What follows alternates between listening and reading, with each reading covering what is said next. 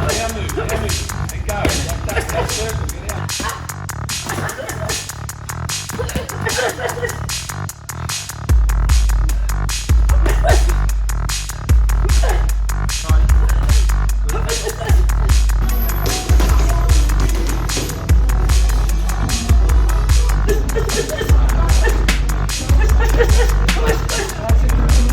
So Danny and Ebony, brilliant to see you, and thanks very much for coming on board today. I wanted to touch on something. Obviously, I think we all agree it's a fantastic time for women's boxing. It seems to be an era seems to have started where we've come out of the torchbearer time, where obviously we had Jane Couch and Chrissy Martin, and to an extent it moved on to another generation with Nicola Adams and Katie Taylor, and we had torchbearers for the sport.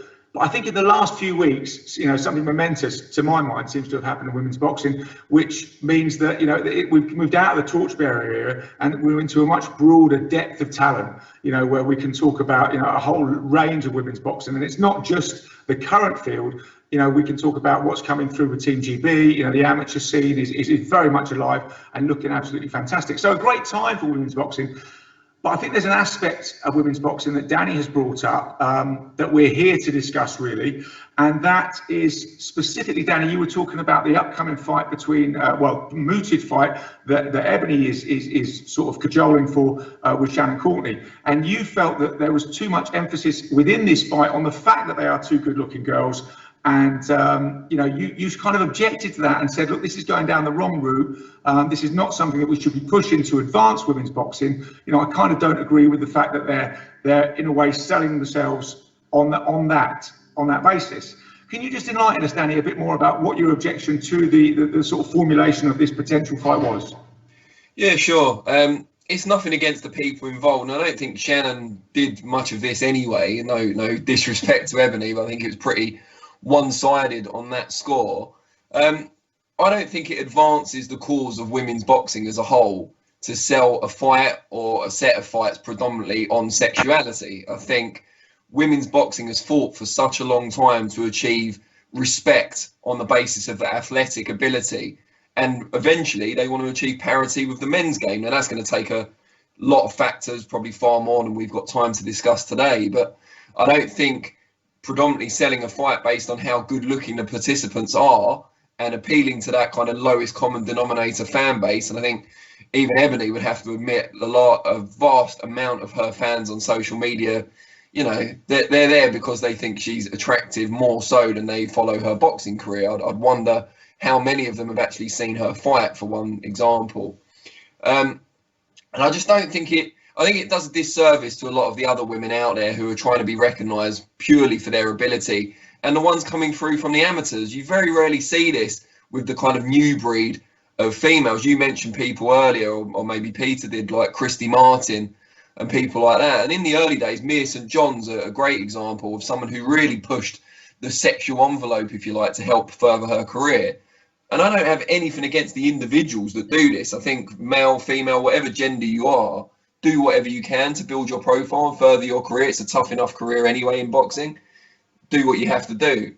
But I think as an impartial observer, I look at it and say, well, is this putting women's boxing where its advocates would like it to be? Okay, Ebony, what do you say to that? Do you think you can combine sexy with sporting? I mean, do you think you should, in a way, hide your attractiveness in any way if you are attractive? If you're trying to be a female boxer, do you think you should only be competing, on the level of skill that you can display in the ring? How do you see that? Well, firstly, Danny saw like one comment or one thing about that fight. Pre actually talking about that, it was like a side comment saying, and it would be good because we both look good, and the weigh-ins would be high, and like. Like if you know me and you follow me, like I like a banter, and I like just muck around. But actually, pre to that, I was saying it'd be a good fight, actually I didn't even really want the fight. As soon as it was just all the British people saying, oh, we want you over here, and we want you to fight Shannon Courtney, and I'm like, you know what? Yeah, it'd be a good fight. We're both, skilled. We both fight hard. It'd be an exciting fight. We're both kind of at the same level, and yeah, we both look good. Like, what's wrong with that? Like, I mean, in the end, I just think that you're taking advantage, saying that I was predominantly selling the fight on looks, but I really wasn't. Like, I made a bunch of other comments as well, and pre actually even saying that, I didn't even say the look stuff. Like that was like added on comments. Because, you know, like personally, I think when it's women's boxing, I think we need to draw in as much crowd as we can. And I'm telling you, like my fight, like you said about my followers, I bet you any money they'll do anything to come to like a weigh-in or come to a meet and greet or come to a fight just to watch me fight. Because because they've actually followed me. And guess what that means, Danny? Money. And guess what that means? More eyes on boxing, more eyes on women's boxing, and maybe more people going, wow, these girls can actually fight, you know? And like, guess what? You can actually look like feminine and fight.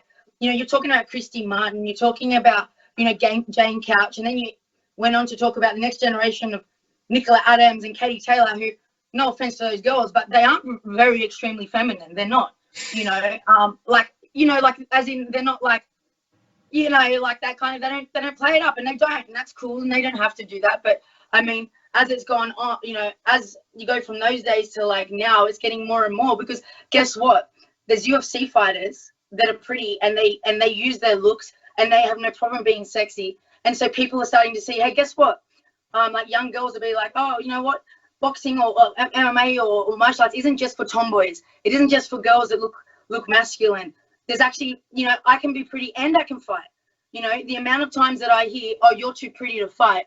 This you know, stereotype that, you know, oh, because you're pretty or because you're very feminine, you shouldn't fight or you can't fight. You know, the more feminine you are, and the more you embrace your femininity and being sexy, that means that you're less capable. It's not really like that.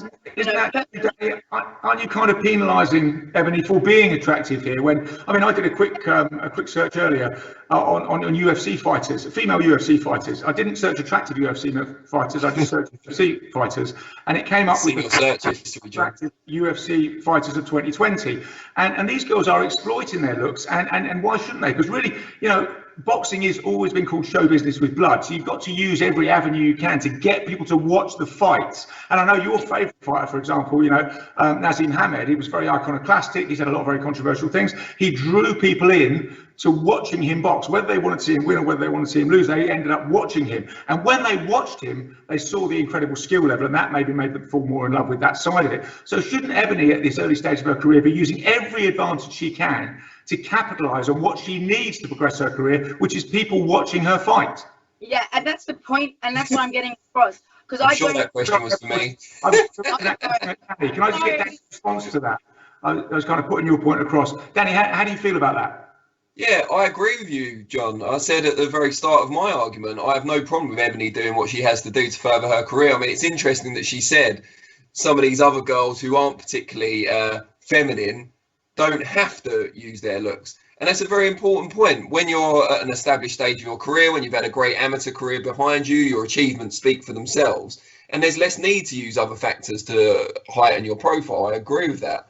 And I don't disrespect Ebanie for doing so. What I do think is that there's a further impact, a wider impact on the women's sport as a whole, a side of boxing that's fought for so long for equality and perception. So you feel it's a negative impact? I do think it's a negative impact, yeah, because I see not just what Ebanie does to promote herself, but I see the response that gets from followers and people on social media, and how they do seem to be more interested in the physical aspect than they are in the actual fighting. And I think that goes against some of what we've seen recently that you talked about earlier with Natasha Jonas and Terry Harper, with Katie Taylor going in against Delphine Persoon again. If the message we're trying to get across, which seems to be what Ebanie's saying, that these girls really can fight, they're not just good looking, we can see great action from them. I don't think selling a fight on looks and having a fan base created largely on physical attractiveness helps that cause, that's all. Okay, Ebanie, and what would you say to that? You basically saying with the skill level that's available in women's boxing, you don't need to push this attractiveness side. Do you think that it has a negative impact, as Danny says, or do you feel it has a positive impact? Do you feel it draws people in? Yeah, I think that it draws people in. I mean, you can have a look at like how my followers and that respond, but I'm telling you right now, they're responding to that anyways, to anyone's posts. You know, like it's not just because of me. I just have a laugh about it because I'm light and I like a banter. You know what I mean? I mean, they still comment like that on everyone else's stuff. You know, if you have a little tiny bit of whatever sexy or skin, I didn't even show my skin. Like, you know, all my stuff is in training gear. I'm in, like, when I weigh in, I'm in underwear just like everyone else, you know, like, I mean, there's no, like, I'm not like posing on a bed. I'm not like trying to do anything like that. Like, I mean, it's realistic. It's not even, and even the girls that do that, that's totally fine. They can do that.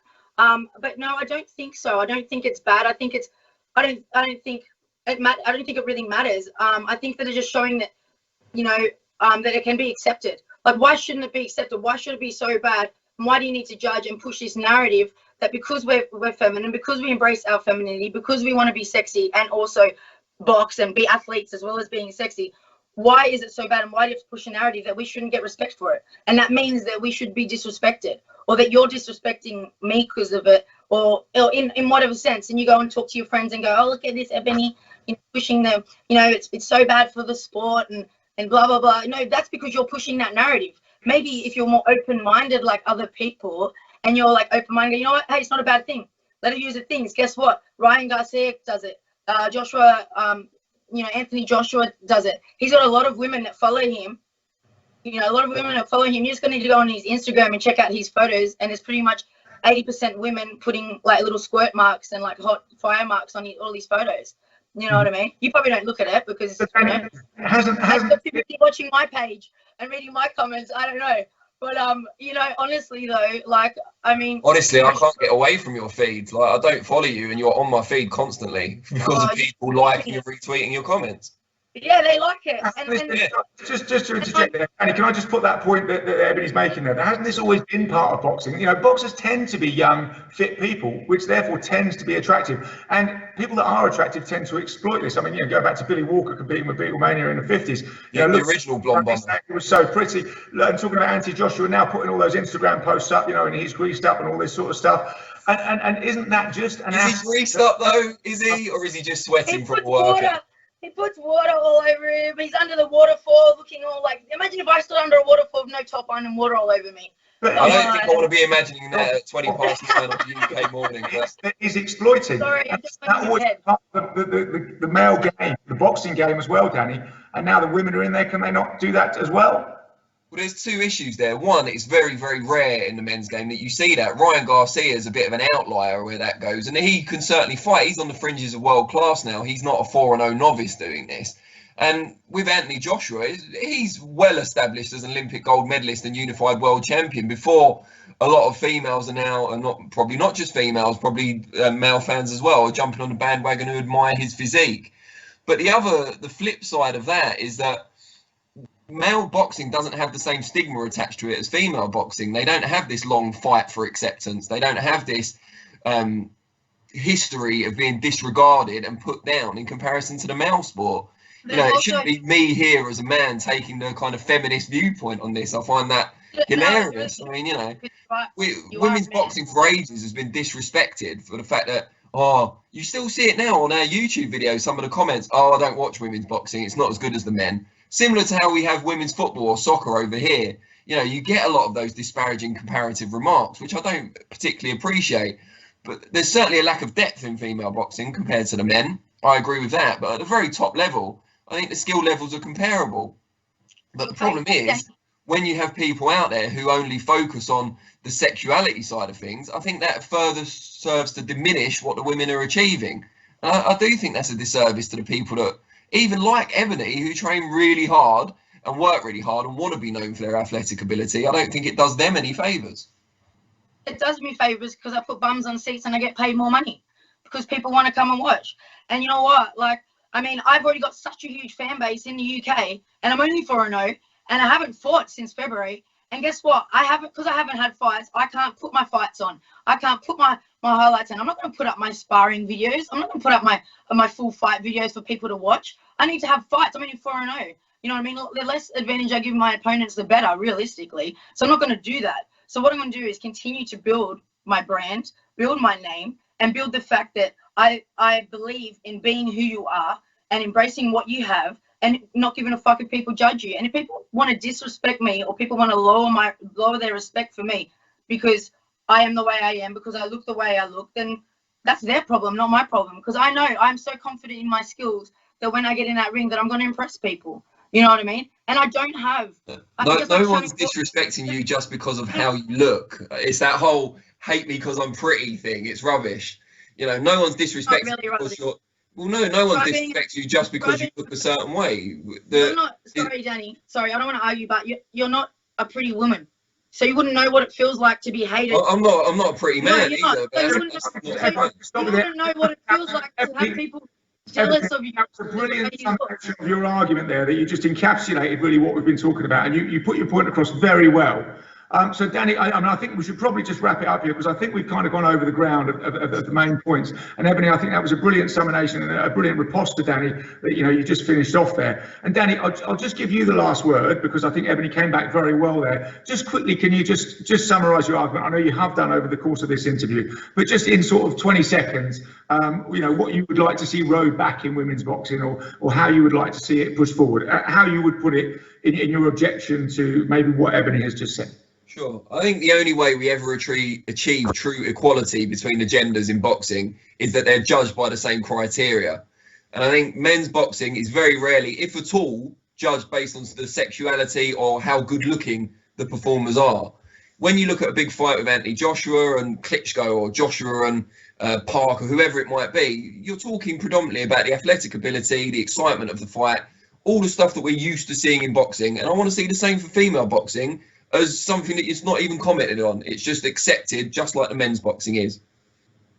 Okay, guys. Well, look, thanks very much for putting those arguments across. And now we can hand over to the vote. So if you think Ebanie should be allowed to do whatever she wants and push her, as she said, get the bums on seats through whatever avenue she can and exploit whatever advantages she has, then please vote for Ebanie. If you think that, as Danny says, that it should be judged purely on athletic ability, or predominantly on athletic ability, and we should pull this out of the women's game, then vote for Danny. But thank you both very much for your contribution, and an argument I'm sure that is going to rage and rage, as it really has raged, in different forms throughout boxing history. But thanks very much, guys, and let's see how the vote comes in.